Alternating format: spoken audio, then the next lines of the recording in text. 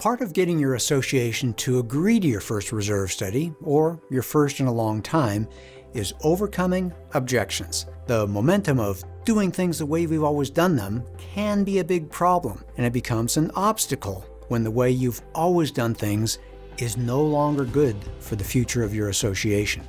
So in this portion of our Breaking the Barrier webinar, we'll set you up for success with answers to the most common objections. This way, you and your homeowners will be in position to see and appreciate where your choices are taking the association. Let's make your future one that is safe and secure. Well, let's turn the corner here and talk about when you're trying to make that decision, when you're trying to push it across the line and get that reserve study, how do you address objections that people might put to you about, is this indeed the right decision? And one of them is just plain fear of the unknown. Why pay for something we're going to ignore? Joe, comments on that? Yeah, I've encountered that. I've also encountered situations where the resistance has been around perceiving that the study would result in conditions that would have to be exposed or disclosed rather. And, a reserve study is not a structural analysis in that sense. It's a capital planning tool. And so sometimes it's just a matter of having to come to terms with it. And honestly, in my experience, for most board members, the unknown isn't really unknown as much as it is unquantified. They know the roof's coming. They know the paving's coming. They just haven't put pencil to paper and really been able to precisely predict what would that cost today, inflation adjust that to 5 years from now or whenever the eventuality is, then layer all those projects together in a plan so that you can comfortably say, we have every reasonable expectation that the money we're going to need when we need it is going to be there to do the things we know are coming.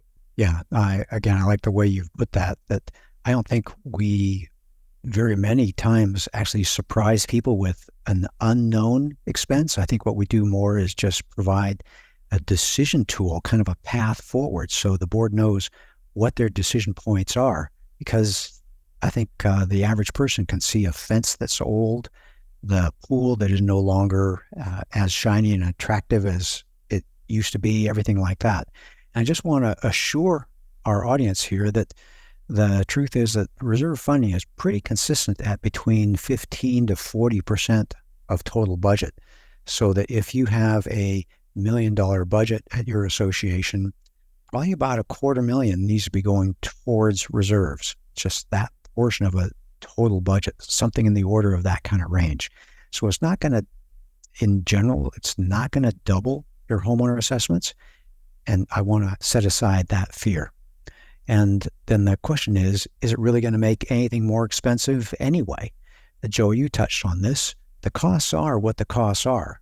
And the board just has a choice of how they're going to face them. Monthly assessments or special assessments. That's right. And whether you're prepared or what, are you earning money? Are you earning interest on the money you're going to use to replace the pavement? Or are you going to pay interest on the money you're going to borrow to replace the pavement? Yeah.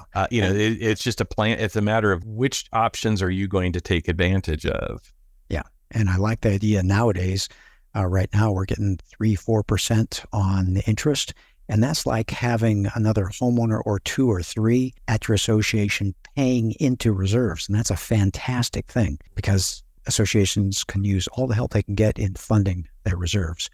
But then there's some associations that they have a magic target number that they're trying to keep assessments low. And that always bothers me. How does that touch you on your sensibility scale? Well, I think people tend to have the wrong approach to evaluating assessments because they're either evaluating the assessment against their experience. Back at the beginning of time, the assessment was set at X by the developer, and that very likely was a marketing decision. It wasn't a budgetary or financial decision. It's just like, well, I think we can justify $50 a month or $100 a month, and so or 99, keep it under a threshold. Yeah, keep it under 100, and so what happens is everything owns to that original number, which may have no actual basis in actual exposure, or people will make the mistake of trying to true their assessment to what they perceive to be their peer HOAs. And very often they fail to take into account significant variables that exist between one association's assessment and the next, in that, this one may pay water, sewer, and garbage, and that one may not. Well, that could explain 50% of an assessment, depending on the nature of a community. So I think that's a well-meaning intention, but it's a terribly misguided one. The better way to think of assessments is, what will it cost to maintain the things the association is obligated to maintain? And then once we know what that number is, and the reserve study is a critical component of that, let's back our way out of that number and say, well, if that's the total number, let's divide it against the total number of people and figure out what we need to be doing to be ready for what we're supposed to do. Yeah. Right now, I'm thinking of a sports team, and whether it's baseball or basketball or football or whatever it is, every manager or general manager or coach is thinking, we need a better blank to be a competitive team. You have this idea of what we need to do to compete in the market, to be a nice place to live. And you go out and you accomplish that. You don't say, well, we're only going to do this, and we're going to hover over here on the side and just meander our way forward. That's no way to get forward to a successful future. Well, one thing I want to do is change some ideas. Some of you are probably thinking, we can't afford reserve funding. Who can? And I want to make it clear that the data shows that 72% of associations are doing at least a fair job of funding their reserves. So the majority are doing a pretty good job. We want to stay away from being the problem associations on the left, but the majority of associations are reasonably addressing their reserve obligations and are somewhat reasonably prepared for the future.